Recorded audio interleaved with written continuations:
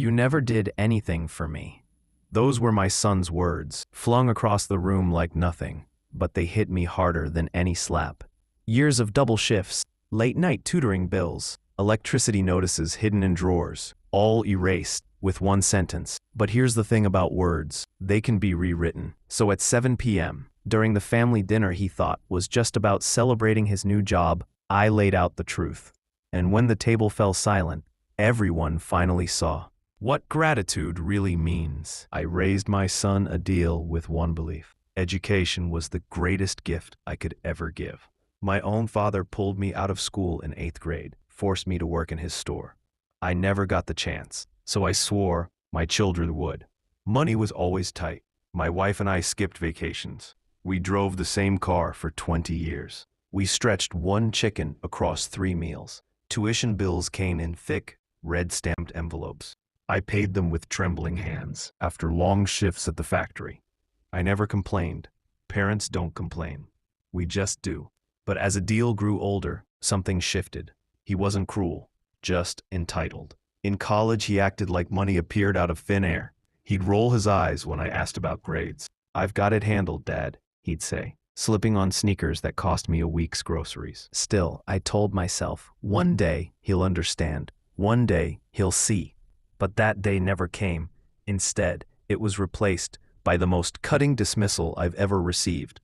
One Saturday, my brother and his family were visiting. Adil bragged about his new job offer. My brother clapped him on the back. "Your father really invested in you," he said. "He gave you everything." And my son, my flesh and blood, laughed.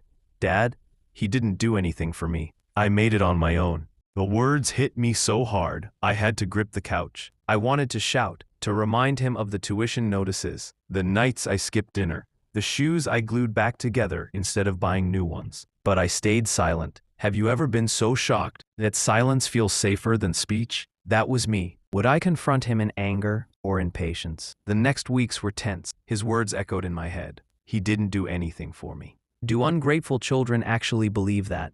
Or do they say it just to look stronger? Either way, it wasn't just about me anymore. It was about respect. If my son could erase my sacrifices, what would stop him from repeating the cycle with his own children one day? I dug through old boxes, receipts, payment stubs, letters from the bursar's office. I had kept them not for revenge, but because poor men save paper. It feels like proof you existed. Now, those papers became my leverage. But before I could plan, betrayal struck again. One evening, my wife whispered. He told his aunt the same thing, that we never supported him. It wasn't a one-time slip. It was a story he was building. Me as the absent father, him the self-made man.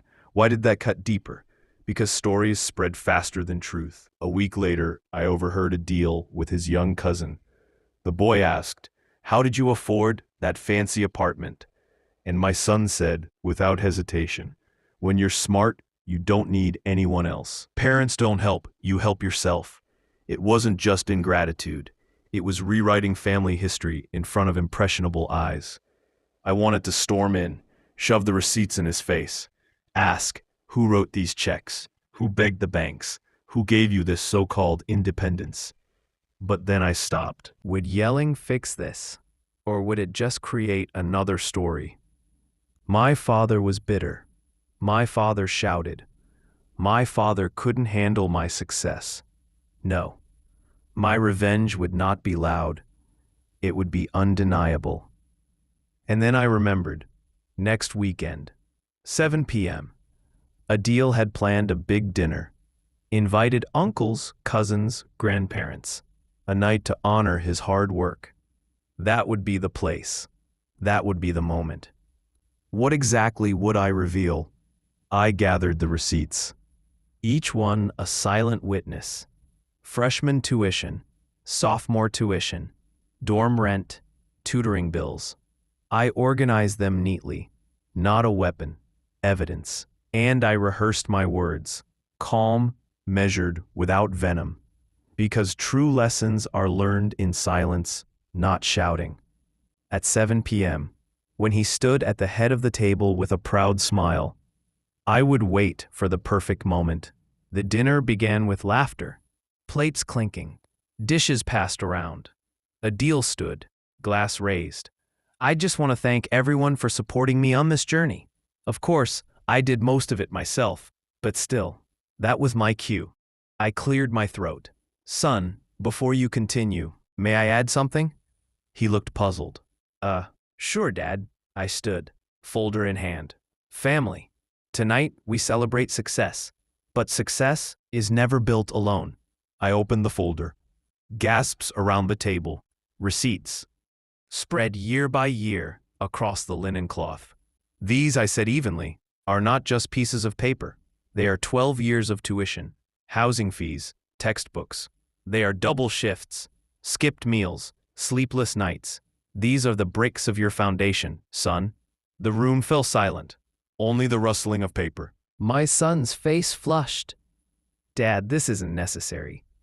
On the contrary, I said gently, it is very necessary, because you told your uncle, your aunt, even your cousin that I did nothing for you. Tonight the truth is on the table, not for shame, but for gratitude. His cousin stared. My brother nodded slowly. My wife squeezed my hand. For a long moment, no one spoke. Then my father, his grandfather, cleared his throat. Respect, he said firmly, must be given where it is due. The weight of those words sank deeper than anything I could have added. My son sat down slowly, eyes lowered. That night, the family saw the truth, not through anger, through evidence.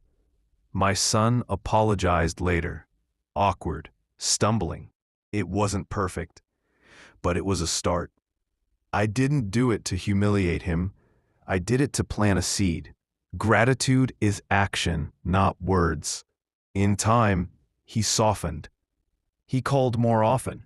He asked questions about my work. And once, this shocked me, he paid the electricity bill himself, slid it onto the table without a word. Maybe it was guilt, maybe growth, but for me, it was enough. Because revenge, when measured, isn't about breaking someone. It's about breaking the illusion they live in. And if one day my son has children of his own, maybe he'll remember. Receipts don't just show payments. They show sacrifices. Moral, gratitude is not owed, it is shown, and it is never too late to start showing it. If this story moved you, stay tuned. More are coming soon. Hit subscribe so you don't miss them.